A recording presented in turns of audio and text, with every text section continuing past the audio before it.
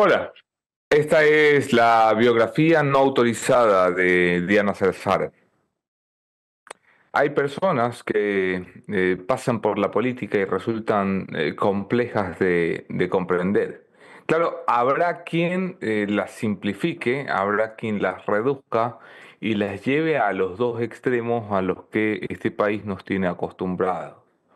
Me refiero al extremo de Santa Diana, que orina agua bendita, y a la que hay que agradecerle el salvamiento de la República e inmortalizarla para siempre en una función cualquiera, sin la que el Ecuador no puede vivir.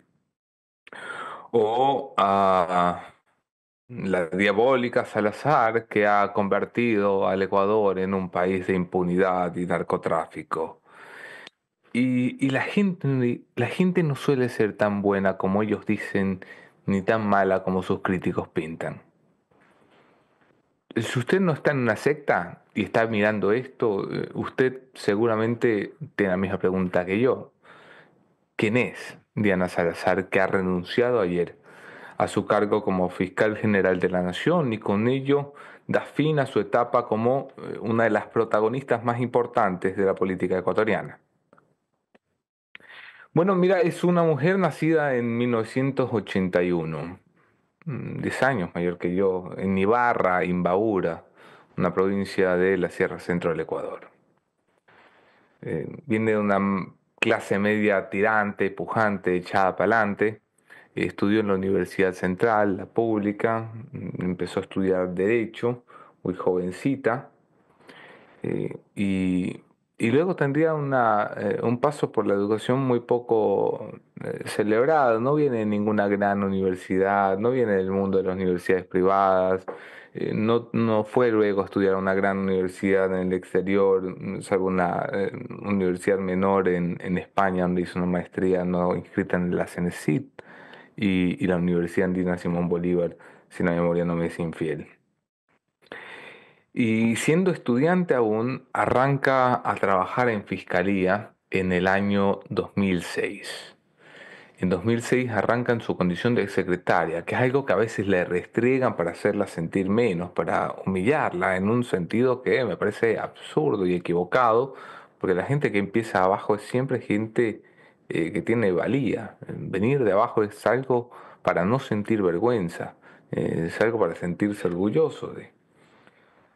5 años después de haber entrado a la fiscalía como secretaria, esto es en 2011, arrancaría formalmente su carrera como fiscal de la nación. No es mucho tiempo, si, a ver, vamos.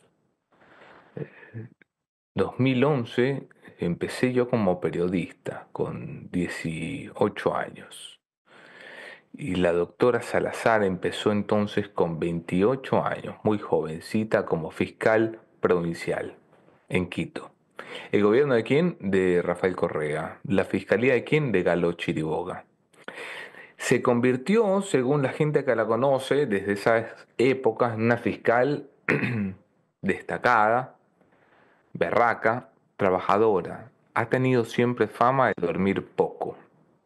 No es somnolienta y perezosa, es trabajadora hasta altas horas de la noche, según sus equipos. Famosa también porque alegre, simpática, divertida, fiestera, reservada. Todas estas características no son incongruentes. Se hizo visible bajo la administración de Galo Chiriboga, que era entonces amo y señor de la justicia penal ecuatoriana. Se lo acusaba de ser tío de Rafael Correa, había sido, eso era falso, había sido ministro de Correa, y terminó siendo fiscal general y se convirtió en una máquina de archivo de todo lo que pudiera ser un problema político. Todo aquello que pudiera traer consecuencias de forma sistemática y diligente, impecable, responsable, el señor Galo Chiriboga lo archivaba. Se peleaba con la Comisión de Fiscalización de la Asamblea de entonces para ver quién archivaba más causas. Y esa fue la escuela de Diana Salazar. Allí creció como fiscal de 2011 hasta 2016, 2015, finales del 15, inicio del 16, cuando los gringos que en ese momento estaban buscando fiscales en los que confiar en un país absolutamente desinstitucionalizado, en el que la fiscalía no podía servir para la política, solicitan uno de los fiscales para entregarle un caso, que es un caso relevante, el caso FIFA Gate. Es el primer caso importante que tiene Salazar, el único, de hecho, que tiene Salazar antes de ser fiscal general.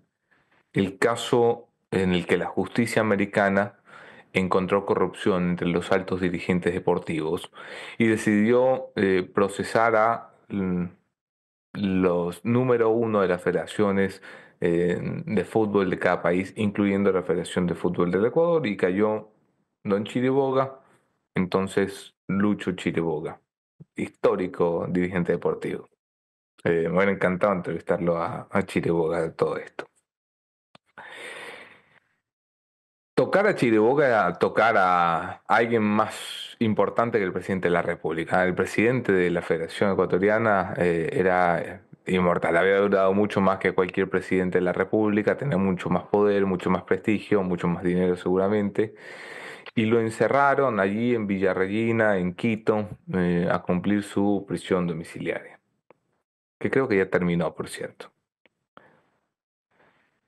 Siendo esa fiscal y ganando la notoriedad que le dio el caso contra Chiriboga, despertaría entonces la mirada de la prensa que empezaría a ver en esta fiscal que se enfrentaba al poderosísimo Lucho Chiriboga una promesa. Por esos días, no antes, por esos días me la presentaron a mí. Me la presentó José Najas, entonces alguien que estaba entre mis contactos y dirige una radio en Quito. Lo conocen ustedes por la historia de los chats de Villavicencio y los montajes pornográficos. Y Najas tenía alguna relación cercana con esta fiscal promesa que decía, tenía la intención firme de luchar contra la corrupción. Eran días inestables en la República. Venía el fin del correísmo, el inicio del morenismo, y con ello, en mayo de 2020, de 2017, cuando se acababa de posesionar, hacía meses, Carlos Bacamancheno, un alfil leal a Rafael Correa, que luego demostraría no serlo, Carlos Bacamalcheno decide encargar el caso Odebrecht, que reventó el 21 de diciembre de 2016 a las 15 horas, cuando el Departamento de Estado dice: tenemos un acuerdo con esta empresa corrupta y corruptora llamado Odebrecht en varios países, incluyendo el Ecuador. Bueno, ese caso Carlos Bacamancheno se lo encarga a esta fiscal, esta flamante novedad ante la prensa llamada Diana Salazar. Diana toma en mayo el caso y de forma muy rápida, las primeras semanas, empieza a apuntar a Jorge David Glass Espinel, entonces vicepresidente reelecto de la República. Bueno, vicepresidente en campaña, de hecho, porque en esta época en la que le relato, entre diciembre y mayo, todavía Glass estaba en campaña. Termina ganando la elección con Moreno en abril del 2017 y posesionándose en mayo de 2017. Y Diana escala el caso donde va Camancheno porque Glass tenía fuera de Corte Nacional de Justicia, es decir, le correspondía el despacho del fiscal. Estuve por esos días en la oficina del fiscal Bacamancheno, a quien le guardo aprecio. De hecho, me dejó fumar un cigarrillo en infidencias en la oficina del fiscal general de la Nación, de los pequeños privilegios que da este oficio.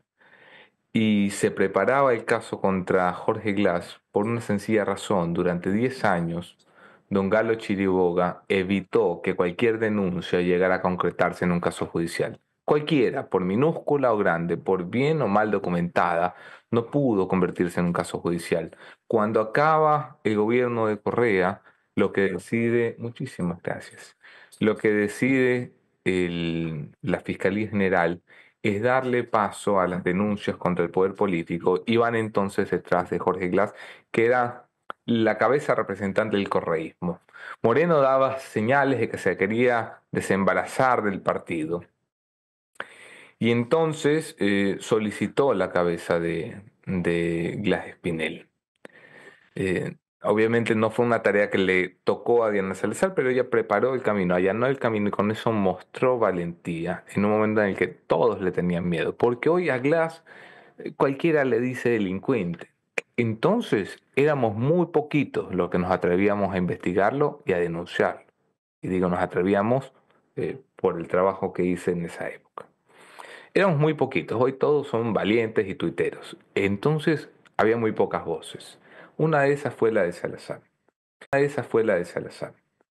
Dando esas muestras, cuando Moreno finalmente decide ir a la metida de mano a la justicia en su propia versión, a través de un Consejo de Participación Ciudadana de Notables, y encarga el Consejo de Participación Ciudadana de Transición, vía consulta popular, la designación de un fiscal, se le encargaría a la fiscal general a la entonces fiscal provincial de Quito, Diana Salazar, un caso incómodo, el caso Saibank, un caso que involucraba a las altas esferas del poder económico ecuatoriano, y la fiscal Salazar entonces dio su primera reculada, ¿no? No le gustó enfrentarse a ese poder, no se sintió cómoda enfrentándose a ese poder. Y pidió en una información que no se suele conocer, en una reunión en Carondelet, eh, que le dieran el pase. Es decir, que no la dejaran frentear un caso, como el Seibank, que luego terminaría en el archivo. Tenía a Villavicencio respirándole en el cuello, porque Villavicencio estaba detrás del caso Seibank, en una pelea con algunos de los denunciados. Mm. Y entonces Diana pidió que la movieran. Y la movieron a la UAFE, una disposición directa del presidente Moreno, una reunión en la que estuvo muy poca gente. La movieron a la UAFE por pedido del presidente. La UAFE entonces era un lugar abandonado, sin mayor relevancia, y ella supo darle relevancia. Yo la visité varias veces en esa oficina en la UAFE, en una calle de Quito que nunca logré memorizar porque ya saben que en Quito manejaba con GPS. Y en esa oficina ella empezó a vislumbrar que lo que había que hacer era aprovechar la información que estaba en manos del Estado para pelear contra estructuras que no habían sido tocadas. Al menos eso era lo que pensaba. No lo logró hacer finalmente, porque en este país la gente no logra hacer las cosas que quisiera. Pero metió un par de casos en las noticias, coló un par de declaraciones como directora de la UAFE y se quiso rodear siempre de la prensa. Cada vez llegaba más gente a esa oficina. Pasaba por ahí Zurita, pasaba a veces Fernando, pasaba por supuesto Nájar, pasaba el flaco este de Radio Democracia, pasaban periodistas. Diana siempre fue reservada, no le gustaba que se conociera su vida privada. Ya por entonces se estaba divorciando de su primer esposo, que fue un policía, y cuya identidad no creo que merezca la pena mencionar en público. Le pertenece a la esfera privada de las personas y Salazar siempre ha sido cuidadoso de esa esfera privada. Le surgió entonces la posibilidad de ser fiscal general de la nación. Se metió a concurso, la padrinaron algunas personas en política y el encargo que tenía el fiscal general de la nación era uno y solo uno. Era ir a por la cabeza de Correa. En la política se buscaba, estamos hablando de 2018, quién pudiera ir detrás de la cabeza de Rafael. La cabeza de Rafael no era una cabeza menor, era el peso pesado de la política, había dominado el Ecuador durante 10 años, le tenían miedo el 90% de los que hoy son machitos y lo llaman cualquier cosa por Twitter, no lo llamaban así, no se atrevían ni a decirle a Rafael, le decían todavía expresidente Correa, con, con título y apellido. Pero Diana dijo yo me atrevo.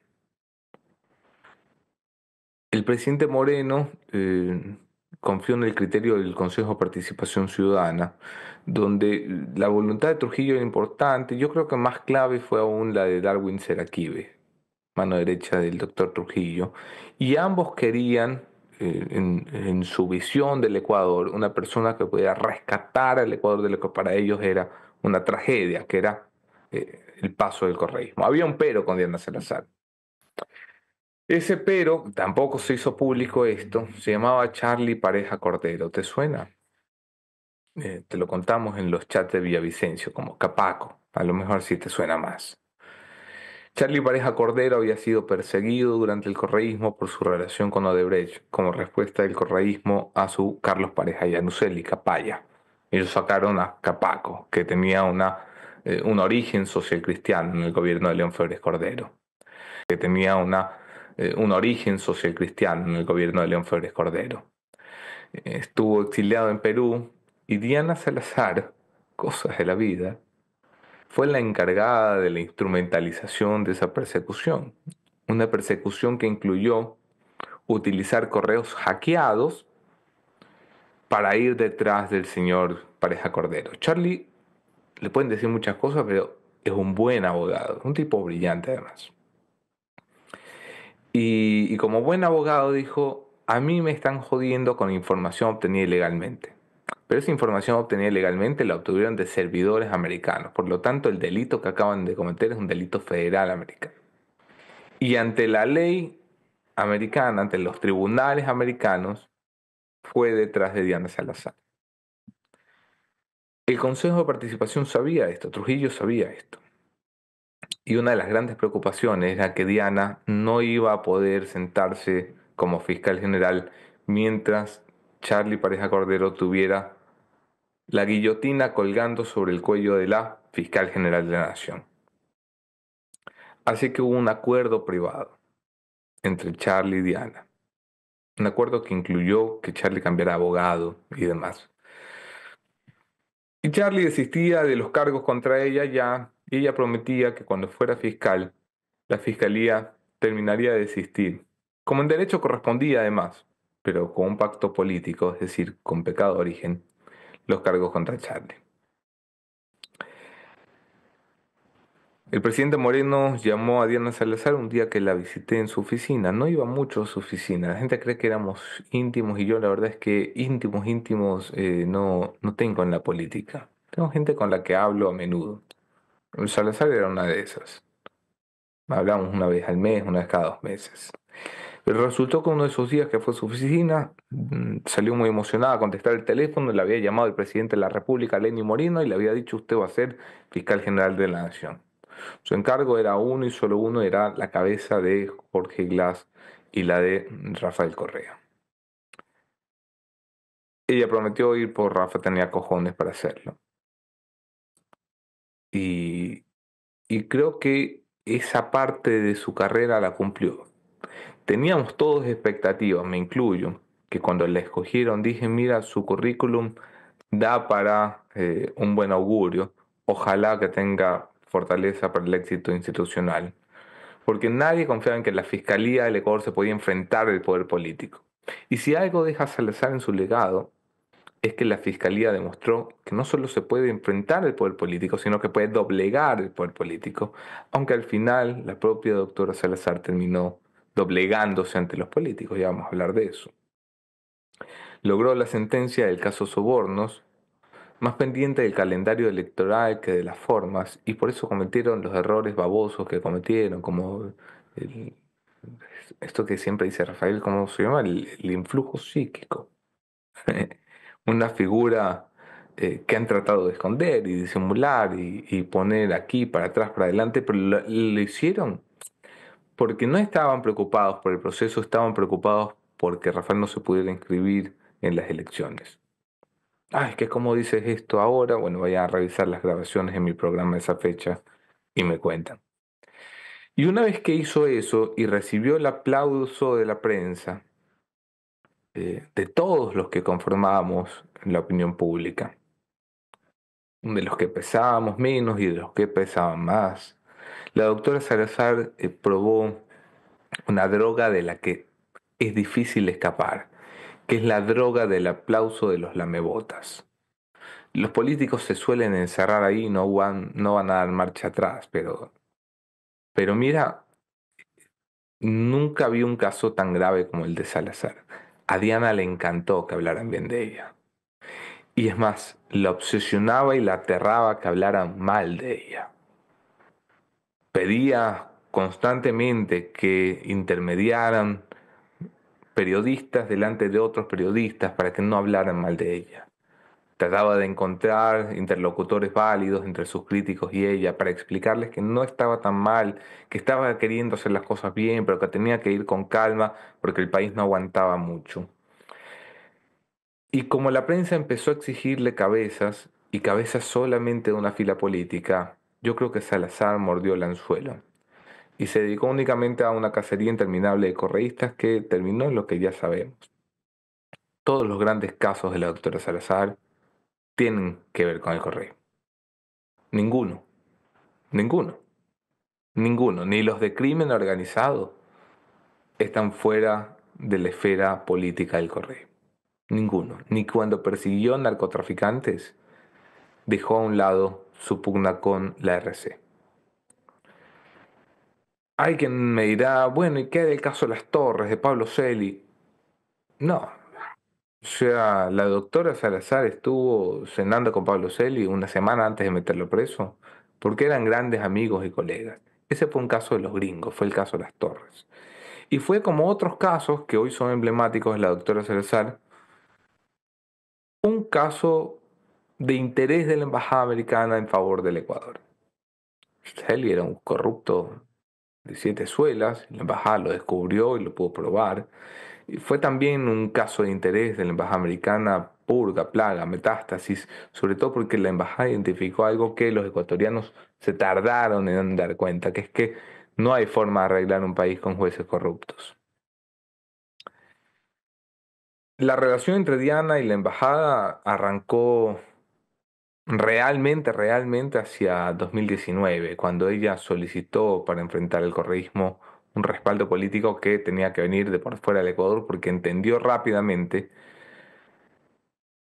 que el poder político ecuatoriano está siempre doblegado a otros poderes, entre esos la embajada. Y así como ella vio a los políticos doblegarse ante otro poder, ella entendió que si habría investigaciones, doblegaba a los políticos y eso le confería poder delante de los políticos. No necesitaba ella poder delante de la RC, a la RC le declaró la guerra y bien declarada además, porque la RC vivió sin tener que rendirle cuentas a la justicia 10 años. Así que cuando ella llega y declara la guerra, estaba bien a mi juicio esa declaratoria de guerra. Lo que pasa es lo que viene después. Diana aprende que la fiscalía es un cargo más político que técnico. Y entonces empieza a secuestrar voluntades, algunas de forma exitosa. Por ejemplo, cuando le abre dos investigaciones a María Paula Romo, que todavía no le cierra, pero le va a ir cerrando. Claro, aprendió a secuestrar a la ministra de Gobierno de Moreno. Cuando le abría investigaciones al propio Moreno, por Inna Papers, por Sinohidro, aprendió a secuestrar al presidente de turno. Cuando archivaba investigaciones como León de Troya en el nazismo, aprendió a secuestrar al presidente de turno, a decirle, yo sé lo que hizo tu cuñado el verano pasado. Lo intentó con los socialcristianos cuando le cayó a JJ Franco y le armó el caso que le armó, que fue un caso fabricado. Lo hizo para ver si lograba secuestrar a Nebot. Lo intentó con algunos miembros de la RC a los que tentó para que se vinieran de su lado, porque hubo muchos legisladores de RC que hablaban con ella, algunos que hoy son cercanos a Rafa y hablaban con ella. Eh, Más público de esos es Ronnie Aliaga, quien aludía a haber tenido una relación sentimental con ella. No sé si tuvieron una relación sentimental y no quiero saberlo y no creo que tengamos derecho a saberlo. Yo conocí a varias de las parejas sentimentales de la doctora Salazar. Es una mujer reservada y creo que su vida es tan íntima como la de cualquiera. Y repito, no sé si con Ronnie Aliaga tuvo una relación sentimental. Sí tenía una relación, o sea, si había comunicación, eso sí. Porque algún día me mandó el señor Aliaga un mensaje de la doctora Salazar y algún día la señora Salazar me mandó un mensaje del señor Aliaga. Es cuando tú confirmas que hay relación de algún tipo. Pero eso son anécdotas que quedarán para otro momento. La fiscal general Salazar escribió una figura de lucha contra la impunidad y la corrupción y la hizo a punta de aperturas de investigaciones.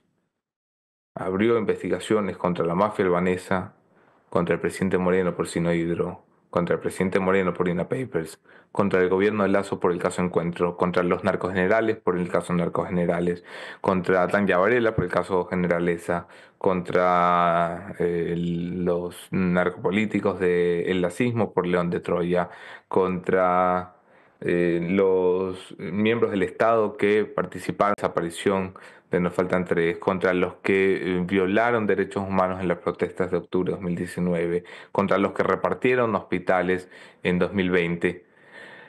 Claro, era muy buena abriendo investigaciones y muy mal investigando. De hecho, abrió investigaciones todo el tiempo y ahí las dejó a su salida. Quedaron abiertas como una muestra de que ella aprendió que a la prensa había que darle titulares. Fiscalía abre investigación. Y luego ya está. Luego no había por qué cumplir aquello. Eso no significa que Salazar no haya dejado un legado de lucha contra el narcotráfico y la corrupción. No se equivoquen. Criticarla no es anularla. Describirla no es insultarla. La fiscal general fue la primera que entendió que en el Ecuador había un problema que había que atender desde la fiscalía, y ese es la relación entre el narcotráfico y la política. Y el caso Metástasis, hecho por los gringos, no hecho por los gringos, es una prueba de ello. Y ya puso en primera plana el narcotráfico y la relación con la política. ¿Cuál es el problema? El problema es que solo quiso ver una de las patas de esa mesa. Y esa mesa, a la que se sienta la doctora Salazar a comer, es que tiene muchas patas de muchos narcos y muchos políticos. Ella escogió una de las facciones. Claro, por algún lado hay que empezar. Sí, el problema es que no empezó, sino que se redujo a... La doctora Salazar decidió que solamente Norero, es decir, solamente esa facción del narcotráfico, cercana a los lobos, pero no del todo en los lobos, tenía que ser procesada. Luego, ya sea por sus propias relaciones de amistad y de afecto, con gente cercana a los choneros, nunca incluyó realmente a los choneros en el mapa, mucho menos a los albaneses, a los que les dejó hacer hasta el último día, literalmente hasta el último día. Hay empresas de los albaneses que siguen operando, siguen mandando droga y la fiscalía la sigue teniendo en sus investigaciones de lavado activo. No se quiso meter con los lobos de frente, no se quiso meter con ninguna estructura criminal de frente, no desmontó ninguna estructura criminal de frente, no desmontó a los operadores de aduana, ni a los policías, ni a los militares que trabajan en eso de frente. Se estrelló ella de frente contra el poder de las Fuerzas Armadas cuando quiso ir detrás de los TRUF, se estrelló ella de frente contra el poder de la policía cuando los quiso investigar por sus relaciones con el narco. Y entonces yo creo la fiscal general también se vio sola, peleando siempre contra el número mágico de 70, porque un fiscal general vale 70 voluntades en la asamblea. 70 asambleístas se paran, dicen ya no eres fiscal, y entonces te quedas sin cargo, sin protección y sin nada, enfrentando a todos los enemigos y a las amenazas de muerte. Y le dio miedo. Sé que se sintió sola. Sé que miró alrededor y se sintió utilizada, y que los que les prometían amor eterno no la amaban tanto ya, y que los que le decían que era ella la que había nacido para ser presidenta de la República no la apoyaron para su aventura. Y sé también que aunque hubo dos banqueros, no uno, sino dos banqueros que le ofrecieron pagar por su campaña presidencial, decidió ponerlos en stand-by. No les dijo que no, pero les dijo de momento no. Así que hace rato ya Diana Salazar no quería ser fiscal. Lo era porque le tocaba, porque su guerra con el correísmo es una guerra que no va a acabar hoy ni mañana. No va a haber tiempo en el calendario para que esa guerra amaine y no va a haber espacio en el mapa global que la distancia geográficamente de las consecuencias de esa guerra. Su guerra con el correísmo la va a llevar toda la vida, así como el correísmo va a llevar toda la vida su guerra contra Salazar. Fue entonces que comenzó a atropellarse en los errores. Se atropelló en esos errores por esa guerra y ese miedo contra el RC y en lugar de ser fiscal general, decidió ser literalmente una política que no ganaba elecciones, pero incidía en ellas. Incidió en todas las elecciones todas. Trató de secuestrar a todas las autoridades todas, porque se dio cuenta que no había alcalde de Quito o Guayaquil que no le tuviera miedo, que no le mandara mensajes llorando, como se los mandó Jorge Yunda, pidiéndole perdón y pidiéndole tregua, que no le mandara mensajes de miedo y de terror, como algunos prefectos, que literalmente se hicieron pipí cuando les puso el ojo encima. Entonces la fiscal general mordió el fruto prohibido, que es el fruto del ego y la enfermedad del poder. Y creyó que ella, por ser fiscal general y estar respaldada por la prensa, podía ir, por ejemplo, detrás del Consejo de la Judicatura y a través de ello de los jueces. Y entonces hubo jueces salazaristas, jueces a los que la fiscal general no solamente les buscaba los espacios de entrevistas en la prensa, sino que les daba órdenes de cómo fallar, órdenes precisas, directas, especialmente en la Corte Nacional de Justicia. Fue detrás del Consejo de Participación Ciudadana, no porque hubiera corrupción en el CPCCS, sino porque estaba interesada en determinar el rumbo de su sucesor. Intentó ir en algún momento detrás del presidente Noboa en un viaje a Europa que hiciera.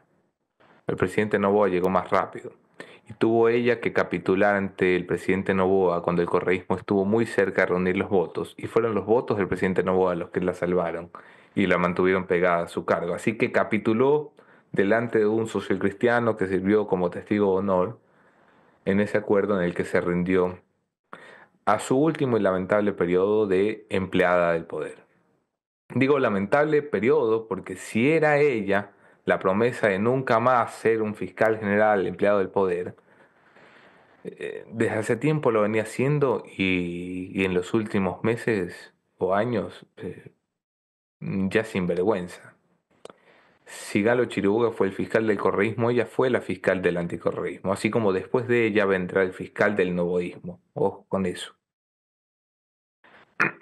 Y la fiscal general fue entonces diluyendo los muchos aciertos que tuvo, sobre todo por el besamanos natural del Ecuador, en el que entre más veces las manos, mejor periodista te crees.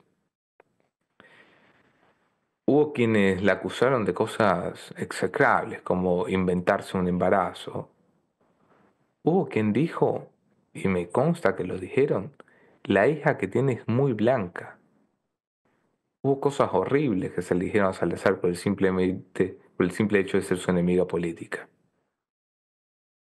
La acusaron de tener amantes y aventuras porque toda mujer que está en un cargo público, con perdón, pero es prostituta. Y todo hombre que está en un cargo público, con perdón, pero es marica. Como si esas fueran condiciones insultantes, irreales para deslegitimar la honra de aquellos a los que no se puede deslegitimar de otra manera. Se le dijo cosas muy injustas a Salazar. Y la prensa la convirtió en una especie de ser blindado al que hoy yo creo le viene en contra. La prensa dejó de hacer su trabajo con Salazar.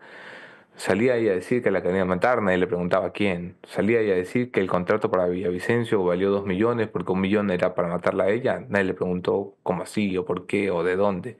Y si lo sabe, dónde están los presos. Comenzó ella a moverse de forma extraña, ajena a su naturaleza económica. A moverse en avión privado, por ejemplo. Y no he visto un solo periodista que le pregunte por eso. He visto muchos periodistas que la entrevistan largamente Y nadie nunca le ha preguntado, doctora, ¿cómo paga usted sus movilizaciones dentro y fuera del país? ¿Le alcanza con el sueldo de fiscal? ¿Le alcanza con el sueldo de fiscal? ¿De funcionaria pública de 24 años? La prensa dejó de hacer su trabajo porque la prensa, se los he dicho, quedó volada el coco después del correo. Y los abogados le tuvieron miedo y también tenían esperanza. Tenían esperanza de que su trabajo con la justicia pudiera mejorar la justicia. Es decir, de que Salazar, aún abusando del derecho penal, en su intento de llevarse presos a los jueces corruptos, mejorara el sistema corrupto de justicia que tenemos. Pero los abogados, que en público le aplaudían, en privado decían, hombre, se está inventando cosas. Hombre, si quieres arreglar una cooperación fiscal con la doctora Salazar, tienes que ir donde fulano de tal, que era abogado también, le fue muy bien en esta época. Hombre, si tienes que llegar a un acuerdo con la doctora Salazar, ¿qué tal si en lugar de ir a fiscalía vas a este despacho? Hombre, que... bueno, los abogados sabían lo que pasaba alrededor de la doctora Salazar. Callaron porque este es un país de gente callada, de gente que prefiere no decir lo que piensa. Villavicencio algún día lo dijo, ¿no? Dijo que él y yo nos parecíamos en eso porque él no creía que la fiscal Salazar estaba haciendo un buen trabajo. Luego cambiaría de opinión, pero sería siempre pujante su relación, como pujante ha sido la relación de Salazar con cualquiera que la critique.